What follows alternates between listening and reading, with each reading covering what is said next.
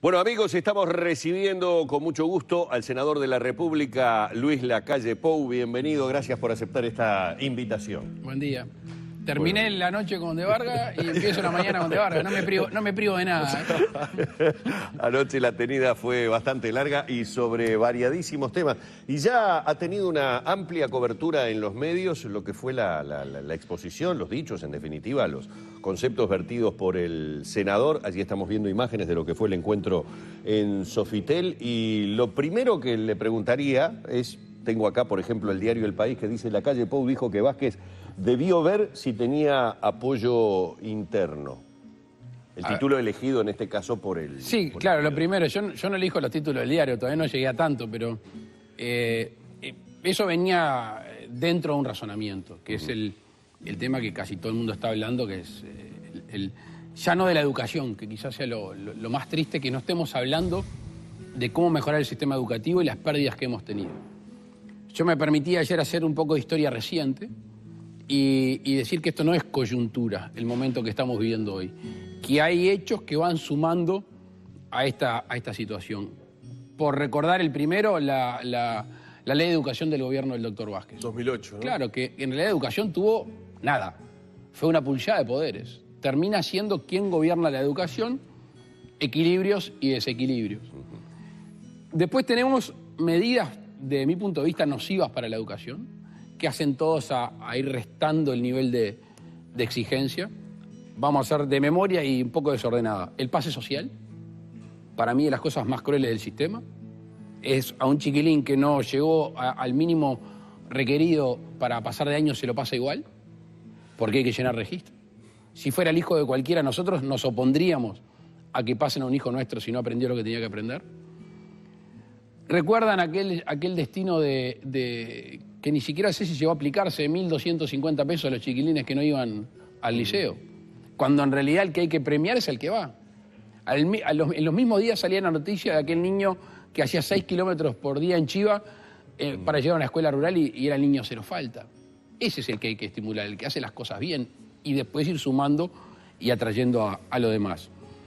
Le pedimos a las pruebas PISA que nos bajen el nivel, así podíamos saltar por arriba. Un país que históricamente se jactó del nivel de alfabetismo y de cultura general. Hace menos tiempo, pero también muy grave, se perdieron 20 días de clase. Ya 1 año y medio, supongamos 2, que pasó esto. Nosotros propusimos formalmente 2 medidas para esa situación. La primera fue un aumento nominal de 3.000 pesos a los maestros, a 19.425 maestros en aquel momento, de educación inicial, de educación primaria, que se financiaban, eran más o menos el tipo de cambio 37 millones de dólares, con los cargos de confianza que fueron tan discutidos en la campaña electoral. No se nos contestó. Y después propusimos recuperar las clases. 20 días en un niño que está en pleno momento de absorción de herramientas, de valores, de técnicas, es muchísimo. Lo planteamos formalmente al CODICEN, cómo recuperar los días de clase. La respuesta fue el silencio. Entonces, se van sumando todo este tipo de cosas y yo creo que lo que pasa con el Frente Amplio es que termina deslegitimado para ejercer la autoridad en este tipo de conflictos. ¿Y esto hubiera cambiado, por ejemplo, si existieran representantes de la oposición en el CODICEN de la ANEP? Fue una de las cosas, mira, me viene bien tu pregunta porque, bueno, no lo podemos comprobar, ¿no? Entramos dentro del campo de lo hipotético. ¿Qué se podría haber hecho? Y los equilibrios políticos eran sensiblemente distintos. Obviamente, si la oposición... Primero de base, salgamos de la coyuntura. Para mí, la educación de todos los hijos de los uruguayos no puede tener solo un color político. La primera, a cambio, tenemos ese manual ahí en la vuelta que dice cualquier barrabasada, pero conceptualmente es la educación de todos los niños uruguayos, con lo cual está bueno que están representadas todas las visiones políticas e ideológicas. Sobre el conflicto puntual, es un bollo decir que sí, que iba a ser distinto, no podemos comprobarlo. Me imagino que la tensión se hubiera resuelto de otra manera y me imagino que la espalda hubiera sido más ancha del sistema político para acceder a determinadas cosas. A ver, la plataforma de los maestros, la plataforma de los docentes. Levante la mano quien no la comparte. Es compartible. Es más, todos en campaña hablamos de aumento docente. Yo lo tengo en mi agenda de gobierno. El tema de los recursos son finitos, ¿no? Bueno, son finitos. Tan finito como que en Pluna se nos fueron varios centenas de millones de dólares y ANCAP varias centenas de millones de dólares. O sea que tan finitos no eran. Los dejaron finitos. De mal utilizarlos, los dejaron finitos. Pero recursos habían y recursos hay. Porque gobernar es de decidir. Obviamente que gobernar es de decidir. ¿Y esa propuesta que dijo Vázquez de apelar al dinero del INEFOP, por ejemplo, para financiar parte del incremento? ¿Lo dijo o no lo dijo? Y algo mencionó en Florida, ¿no? Bueno, para mí sí, por eso. Pero ahora Astori dice que no dijo, García dice que no dijo. Es un gran disparate. Es un gran disparate. Primero que la génesis de la ley de INEFOP, los recursos tienen otro motivo. Que demuestre... Sí, él decía dejar afuera lo que es la parte del aporte empresarial, porque digo, en este caso el empresario estaría financiando un incremento de los trabajadores. ¿Sabes la sensación que me da a mí? Que el presidente de la República está improvisando y que le tiraron un viaje y cabeció.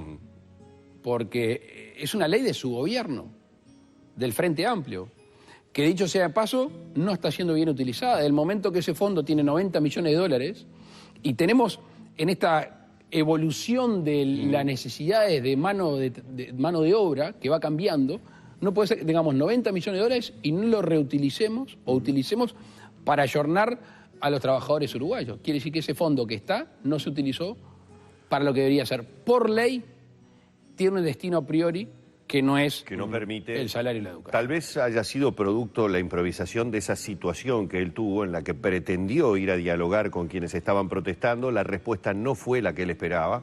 Es decir, esto tiene que ver con algo que uno lo está viendo desde hace muchos años. Antes surtía mucho efecto, al propio Vázquez le surtía efecto, que frente a situaciones de protesta, lo hizo mucho también el expresidente Mujica, ir a personarse, charlar, dialogar, esa cosa del contacto con el pueblo. Estoy utilizando las mismas palabras que utilizó el doctor Vázquez, ¿no? Dijo, el gobernante debe estar en contacto con el pueblo. No salió bien en esta oportunidad, no le salió bien a él, no le salió bien a Sendik el otro día en el Parlamento. Tal vez esa situación lo llevó a que luego con los medios lanzara esta iniciativa. No sé, no estoy tratando de justificarlo a Vázquez, sino de ver un poco el entorno que tuvo ese acto de la Declaratoria de la Independencia. Sí, en realidad, si ese fuera el hilo conductor de la acción de Vázquez, me sorprende negativamente más. Porque la cercanía de un presidente uruguayo con la gente, por suerte, siempre ha sido así y ojalá siga siendo así. En este caso, yo lo decía ayer en la reunión de ADM, ha perdido legitimación el presidente, ha perdido autoridad con respecto al tema de la educación, por la historia reciente que hacía, perdió espalda, recién veíamos usted en los avances o en los títulos de ustedes que lo empezaron a dejar solo de su propio partido. No parece lógico que un presidente de la República que lo respalda solo un partido político en su gabinete no haya consultado. A mí me dicen que fue e informó en la bancada, al final de la bancada de su partido político, y se fue. O sea, y aplica la esencialidad, que es la última medida, ¿no? Como cuando éramos chicos, cuando jugábamos al fútbol, había eso que 1 para penal, 2 para penal, 3 para penal. Agarró y cobró penal de aire. ¿Y usted qué hubiera hecho? ¿Hubiera aplicado la esencialidad? Lo preguntan acá en Facebook, justamente. A ver, es difícil ponerse en los zapatos de otro. Con todo respeto, creo que nosotros hubiéramos llegado con otra legitimación y con otro compromiso. Pero no pasó, o sea que llover sobre mojado. Yo no descarto la herramienta de la esencialidad, no la descarto. Me parece que hay una máxima de quien quiere ejercer la autoridad que dice nunca mandes lo que sabes que no se va a cumplir. Entre otras cosas, mandar algo que no se va a cumplir sugiere consecuencias. Y en este caso las consecuencias de incumplir la esencialidad, ¿qué es? Y tirar nafta arriba de las brasas. Ahora, ¿está dispuesto el presidente de la República?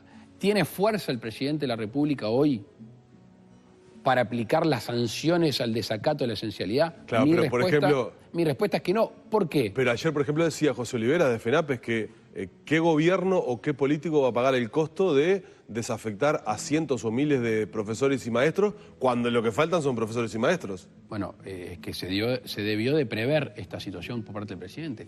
Pasa que el taburete del presidente, sobre el cual él está sostenido, de 3 patas, y se le corta una, y una de sus patas fundamentales fue el PIT-CNT. Acuérdense que el PIT-CNT en campaña electoral hizo una huelga, hizo un paro por si ganábamos nosotros. E instó a votar el Frente Amplio.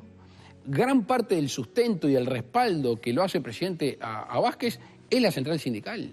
O no toda, pero gran parte de la central sindical. Sí, en realidad la central, en la última mesa representativa, la que aprueba el paro de ayer, lo que hace es sugiere a los sindicatos levantar las medidas para que se levante la esencialidad. El tema es que los sindicatos... Se le abrió un poquito la camisa del PIT-CNT y se le vio la del Frente Amplio abajo. Entonces claro, pero quedaron medio a mitad camino. Los sindicatos son los que no están respondiendo, los sindicatos de educación. Porque están defendiendo legítimamente una plataforma. Yo no comparto los días de paro, no los comparto. Creo que las medidas están bien, los reclamos son justos. ¿Van a hacer algún planteo para recuperar estos días que se perdieron? La coherencia indica que sí. Si lo hicimos con 20 días, indica que lo debemos hacer con esto. Pero vamos a dejar que se termine esta situación, que se salde lo mejor posible, porque hoy salir a hablar de recuperar clases cuando se están perdiendo es echar más leña al fuego. De todas maneras, hay nuevos hechos que me imagino estar enterado en la mañana. Hasta ahora es una versión periodística. Nosotros tenemos un móvil en la Biblioteca Nacional y está previsto que vaya la ministra de Educación y Cultura, y Marcelo Fernández es una de las consultas que le va a realizar sobre la versión de que la ministra habría pedido al Ministerio del Interior desalojar los liceos y que el ministro del Interior se negó a la solicitud de la ministra de Educación y Cultura. Lo leí hoy de mañana. Vamos a dar por cierto eso.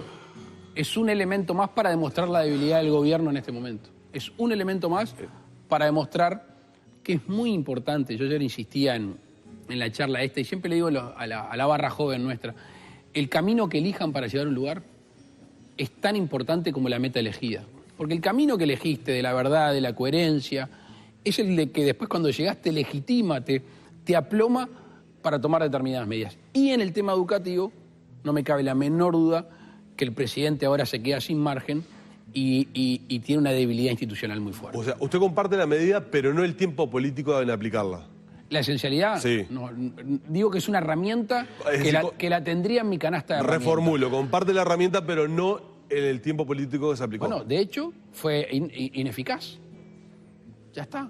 O sea, la esencialidad, ¿qué supone? Que se empezaron las clases al otro día. ¿Cuál es la reacción? Decreto de la esencialidad, maestros a las clases. No pasó. No pasó. O sea que, de hecho, la herramienta fue ineficaz. Se usó a destiempo, sin respaldo político, sin apoyo y sin preverla. Son muchos los temas que tenemos para hablar y obviamente no nos vamos a centrar solamente en el tema de esencialidad.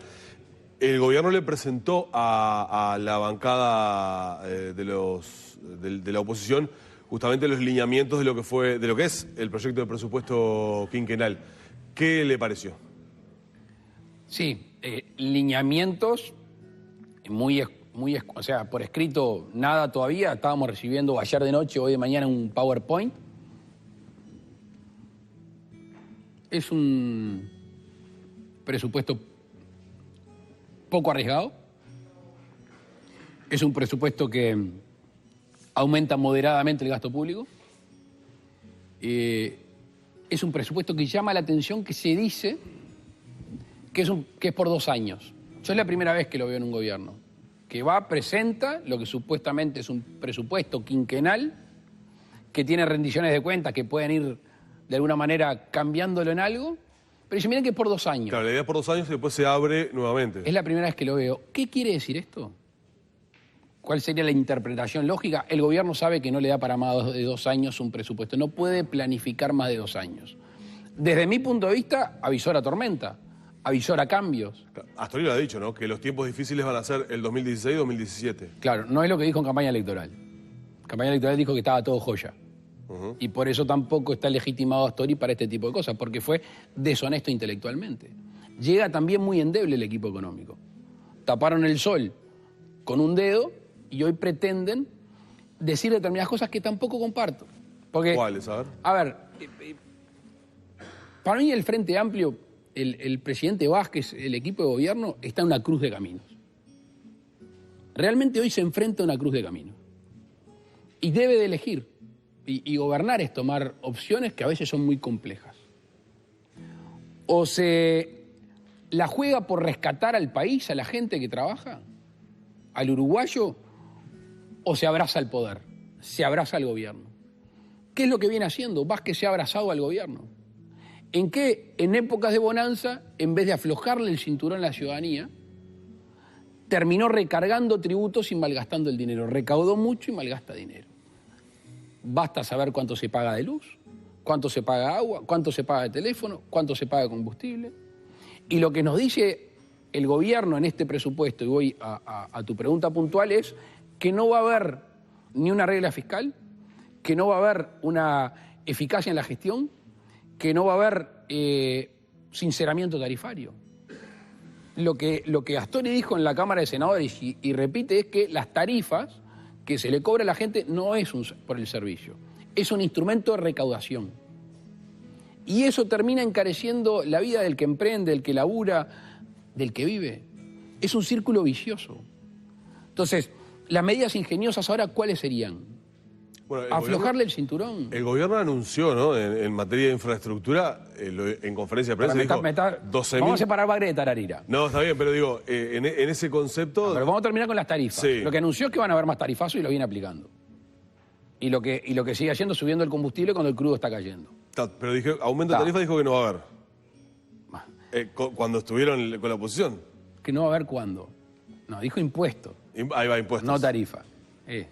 Si aumento la tarifa y recaudo 500 palos verdes como recaudó en poco tiempo, ¿para qué va a aumentar impuestos si ya la gente la estoy matando con las tarifas? O sea que hábiles declarantes, malos gestionantes. Los 12.200 millones de dólares, hay que agarrar el bisturí. Primero tajo un poquito grueso, es el 34% es un gran signo de interrogación, que puede estar o no. ¿Por qué? Porque dice, supuestamente son los privados. Es la primera vez que veo que el gobierno dice, voy a gastar lo que teóricamente está con los privados. Ahí dependerá de que los privados entiendan que hay que invertir. Hay que mejorar la ley de PPP, mejorar el decreto, hay que volver a la ley de inversiones con el decreto del 2007 y no el restrictivo del 2012, hay que acudir a los bancos de desarrollo, de fomento, y hay que tener mucho cuidado con la plata de la SAFAP. Porque yo ya veo que le está brillando los ojitos a los gobernantes y dice, ahí hay un botín. Y la plata de la SAFAP es la futura jubilación de los uruguayos, no donde es una canasta para sacar plata. ¿Por qué digo esto? Porque hace pocos años el gobierno, a través de sus representantes en República FAP, quisieron darle plata a Pluna, 25 millones de dólares, y a Aratirí, 25 millones de dólares. Mirá lo que habría terminado. Entonces hay que cuidar mucho.